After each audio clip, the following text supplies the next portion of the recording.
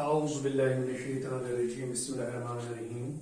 Dear students, Assalamu alaikum. I hope you are very fine at homes. Class 8th, subject English, topic exercise part 3rd, the unthankful man. Dear students, today I discuss with you in this offline class exercise part 3rd of this short story. The name of the short story is The Unthankful Man. कल हमने exercise part से कर लिया है। आज हम इस exercise का पार्ट 3 करने जा रहे हैं जो लैंग्वेज वर्क है। इस लैंग्वेज वर्क में दो पार्ट से ए पार्ट और बी पार्ट। आज हमने ए पार्ट कर लिया है, आज हम ए पार्ट करने जा रहे हैं और बी पार्ट का आधा हम करने जा रहे हैं। नाउ क्वेश्चन है, ये ए पार्ट जो है ये क्वेश्चन है, who said the following and to whom. कौन कह रहा है और किससे कह रहा है। ये हमने जो लेसन, जो ये शॉर्ट स्टोरी है, ये हमने पढ़ी है द अनथैंकफुल मैन, और उसमें कुछ कैरेक्टर्स थे। अगर आपको याद होगा, इसमें रमन था, tiger, monkey, snake, goldsmith, king, god, these are the characters. ये कैरेक्टर्स थे इस शॉर्ट स्टोरी में। और कौन कह रहा और किससे कह रहा है। नाउ आपकी बुक पर है on page number 82, on page number 82 page पर है ये लैंग्वेज वर्क। वाइट ए पार्ट है इसका। मैंने आंसर से लिखे, जो क्वेश्चंस दिए गए हैं आपके बुक पर, मैंने आंसर से लिखे। यहाँ पर ए पार्ट के जो लैंग्वेज वर्क का जो ए पार्ट है, इसका मैंने आंसर से लिखे हैं। क्वेश्चन आप खुद उठाएंगे अपने टेक्स्ट बुक से। क्वेश्चन नंबर फर्स्ट है A part, why don't you go to the nearby town and seek some job. अगर आपको याद होगा, पहली पैराग्राफ में मैंने आपको पढ़ाया है कि ये रमनस वाइफ कह रही है रमन से, क्यों नहीं आप जाते हो जो नजदीकी टाउन है वहां पर आप जाओ और कोई काम ढूंढो, क्योंकि वो बहुत ही गरीब थे। जो रमनस वाइफ वो गुर्बत की वजह से बहुत ही तंग आ चुकी थी। इसलिए ये अब इसका जो आंसर है, why don't you go to the nearby town. क्यों नहीं जाते हो आप नियर बाय टाउन में एंड सीक सम जॉब, और कोई वहां कोई जॉब हासिल करोगे। ये किसने, इसका आंसर है, एक पार्ट का आंसर है, Raman's wife said these words to Raman. ये रमन's जो वाइफ थी, इसने कहा है, इसी ने कहा है किसे, रमन से कहा कि जाओ नजदीकी टाउन में, कस्बे में, और वहां से कोई काम ढूंढ लो। ये क्वेश्चन नंबर 1 का आंसर है। Now question number B part, I live in Varanasi and I am a goldsmith by profession. मैं वाराणसी में रहता हूं और I am goldsmith by profession. मैं बाय पेशे के लिहाज से मैं एक सुनार हूं, गोल्डस्मिथ हूं। किसने कहा, ये आपको याद ही होगा, मैंने पढ़ाया है। ये गोल्डस्मिथ ने कहा किससे, रमन से, जब रमन ने इसको वेल से बाहर निकाला।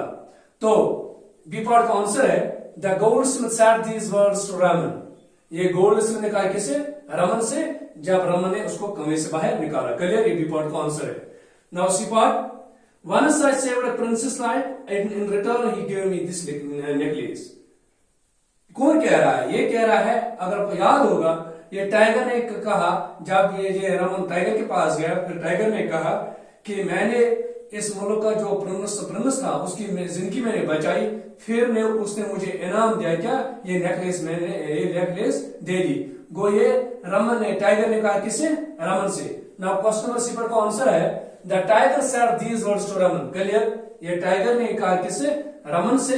ये टाइगर ये कह रहा था कि once upon a time a prince of this country he saved I saved his life, मैंने उसकी जिंदगी बचाई, and then he returned, and उसने मुझे रिवॉर्ड क्या दिया, ये नेकलेस दे दी। सो सी पार्ट का आंसर है, the tiger said these words to Raman. Clear. Now D part,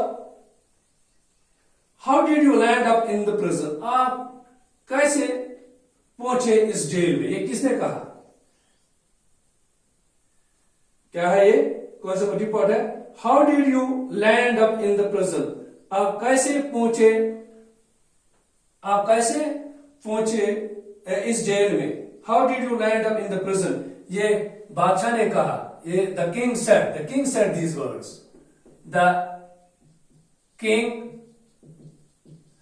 king said these words to Raman. ये बादशाह ने कहा किससे, रमन से, जब रमन ने सारी दास्तान बताई कि मैं कैसे जेल में पहुंचा। तो फिर बादशाह ने ये सोचा कि इस गोल्ड स्मिथ ने उसको डिसीव किया है और इसके खिलाफ रॉन्ग चार्जेस लगाए। फिर बादशाह ने यह ऑर्डर किया कि इस गोल्ड स्मिथ को अरेस्ट कीजिए और उसको जेल में भेज दो, क्योंकि इसको आजाद कीजिए इस रमन को, क्योंकि ये इनोसेंट है इस मामले में। इसलिए ये जो क्वेश्चन जो डिपोर्ट है, how did you land up in the prison, आप कैसे इस जेल में पहुंचे, इसका जो आंसर डिपोर्ट का the king said these words to Raman, ये किंग ने कहा बादशाह से। Clear. Now question number E part है, go home and live happily, जाओ घर और खुशी से रहो। ये बादशाह ने कहा लास्ट पर, जब उसने gold bag full of gold coins दिए बादशाह ने किसको, रमन को, तो फिर उसने कहा जाओ और अपनी जिंदगी ऐश व अशर से गुजारो। तो ये पार्ट का आंसर है the king said these words to Raman, बादशाह ने कहा रमन से जाओ और खुशी से जिंदगी गुजारो। क्लियर। ये ए पार्ट है, ग्रामर वर्क का ये ए पार्ट है। नाउ बी पार्ट मैंने कुछ सेंटेंस उठाए हैं आज, क्योंकि यहाँ पर बोर्ड में इतनी जगह है तो कुछ सेंटेंस मैंने लिखे हैं। बी पार्ट है make sentences using the following phrasal verbs, नीचे कुछ फ्रेजल वर्ब्स दिए गए हैं, ये 13 है, तो इनमें से मैंने 5 आज लिए, 5 मैंने किए आज। Fed up with, pass through, help out, pull out, call out, ये 5 मैंने किए आज। उनको इस्तेमाल करना है, उनको अपने लफ्ज में इस्तेमाल करना है। Make sentence using the following phrasal verbs, जो यहाँ पर फ्रेजल वर्ब्स दिए गए हैं उनको इस्तेमाल करके सेंटेंस बनाने हैं। पहला जो है वो fat up with, fat up with इसका मान्य है तंग आ जाना। वो आपको पता ही होगा कि रमन की जो बीवी थी वो गुर्बत की वजह से बहुत तंग आ चुकी थी, इसलिए उसने फिर रमन से कहा कि जाओ नियर बाय टावर में और वहां पर कोई काम ढूंढो, तो फिर हमें भी खाने के लिए कुछ मिलेगा। फेड अप विथ मैंने यहाँ पर इस्तेमाल किया, Raman's wife was fed up with poverty, Raman की जो बीवी थी वो गुर्बत की वजह से तंग हो चुकी थी। क्लियर। ये फेड अप विथ ये मैंने इस्तेमाल किया है। इसी तरह से दूसरा पार्ट है, दूसरा है पास थ्रू। पास थ्रू के माने है किसी जगह से गुजरना, पास थ्रू किसी जगह से गुजरना। In order to reach home he had to pass through forest, जब उसको घर पहुंचना था लेकिन उसको जंगल क्रॉस करना था, उसको फॉरेस्ट क्रॉस करना था, इसलिए हमने पास थ्रू यहाँ पर इस्तेमाल किया है।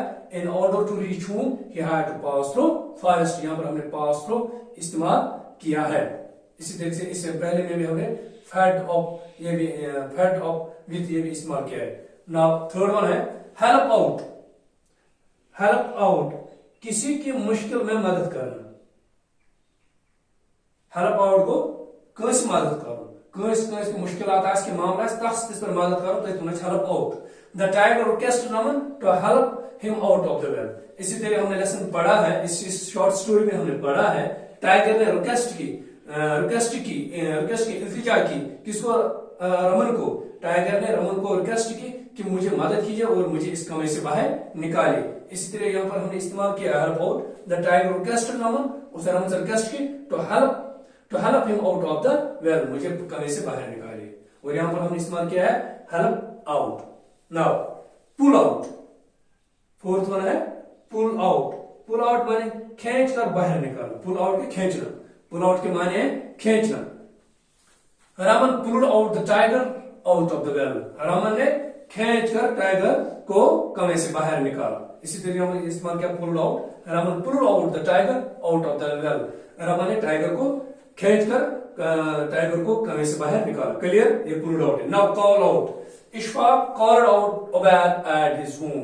इशफाक ने किसको बुलाया, इशफाक ने किसको बुलाया, मदद के लिए बुलाना, call out. Ishfaq called out Ubaid at his home, Ishfaq ने उबैद को बुलाया अपने घर पर। क्लियर। ये मैंने इस्तेमाल किया है called out. Dear students, I hope you can understand these questions. आपने इन क्वेश्चंस को समझ लिया होगा और इन क्वेश्चंस को साफ साफ अपनी एक्सरसाइज नोटबुक पर लिखना, और इसका मैं आपको टेस्ट भी ले लूंगा। I hope you can understand these questions and you write down these questions on your exercise notebook. Thanks.